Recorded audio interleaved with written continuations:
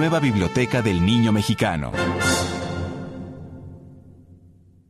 México en 1910, por Ana María Serna.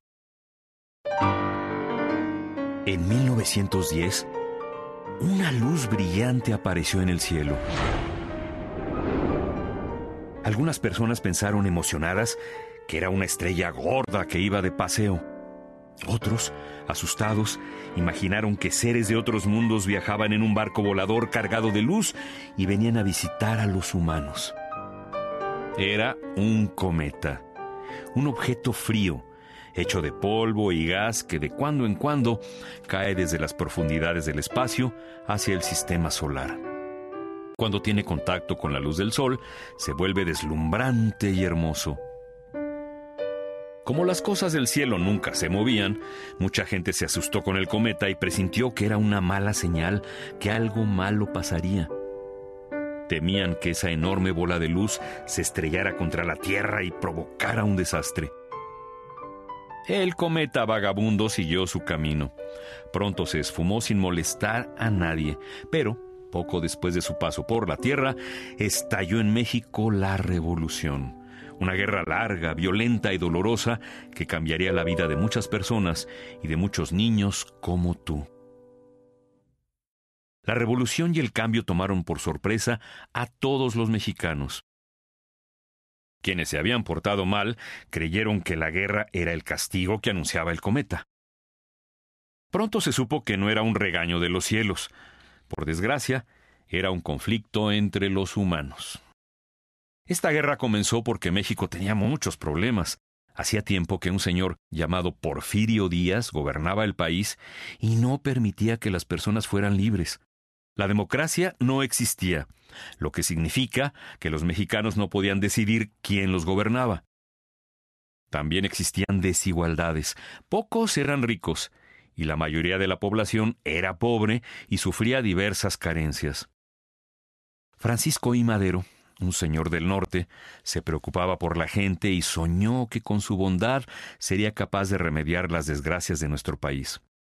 Convenció a otras personas para que lo ayudaran y junto con sus compañeros tuvo muchas aventuras para cambiar a México. Vencieron obstáculos y superaron pruebas difíciles. ¿Sabes qué consiguieron? De eso trata esta historia.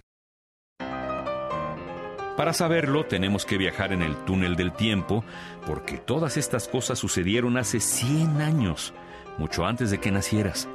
Ni siquiera tus abuelos habían nacido. En esos años, la vida era diferente. No existía la televisión. Tampoco había computadoras, teléfonos celulares, aviones o refrigeradores eléctricos. Los automóviles eran pequeños y andaban despacio. Tenían unos focos grandes y redondos como los ojos de un cangrejo y unas llantas delgadas que parecían de bicicleta. En México había pocos coches. Solo algunos señores importantes tenían uno. La gente de dinero se transportaba a caballo o en carretas que arrastraban los caballos. Los pobres, cuando tenían suerte, viajaban en mulas o burros.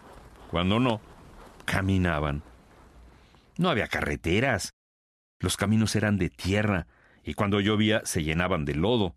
A veces no se podía pasar. Por esa época, Porfirio Díaz trajo a México unos inventos maravillosos: los tranvías eléctricos y el tren. Los tranvías eran como camiones que se conectaban a los cables de luz con unas largas antenas, de modo parecido a los trolebuses de hoy. Tenían capacidad para llevar a varias personas, pero solo funcionaban dentro de las ciudades. El tren era un vehículo grande, hecho con unas cajas enormes montadas sobre ruedas, pegadas unas a otras con cadenas. Cuando caminaba, parecía un inmenso gusano de metal que sacaba humo por la cabeza. Los trenes se movían más rápido que los caballos. Podían llevar a mucha gente y cargar cosas pesadísimas que las mulas y los caballos no aguantaban. Gracias a los trenes, ir de un lugar a otro se hizo más fácil y la gente llegaba más rápido. Desgraciadamente, como pesaban tanto, no podían atravesar el agua. Entonces, la gente que quería cruzar un río o hacer un viaje a un país lejano tenía que subirse a un barco.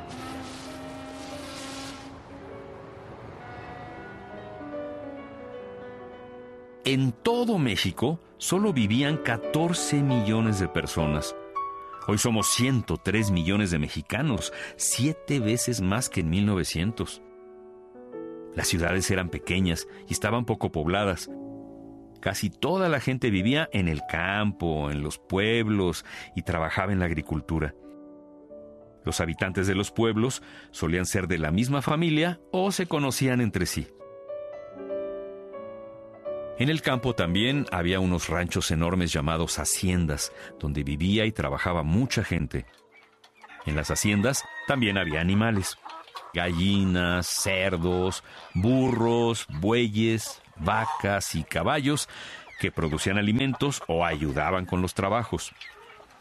Los dueños de las haciendas tenían dinero y se llamaban hacendados. Vendían los productos que cultivaban, como el algodón, con el que se hacía la ropa, el azúcar, con el que se hacían dulces y bebidas, o el enequén, una planta de hojas gigantes con la que se fabricaban cuerdas para los barcos. Algunas haciendas eran tan grandes que dentro de su terreno tenían tiendas, iglesias, escuelas, hospitales y casas donde vivían los trabajadores, que se llamaban peones. Esta palabra nació de la palabra peatón, que significa persona que se traslada a pie. México tenía pocas fábricas. En las pocas que había se producían telas, zapatos y papel. Mucha gente también trabajaba en las minas. De las minas se sacaban minerales, metales y piedras preciosas con que se construían casas, edificios, máquinas y otras cosas más.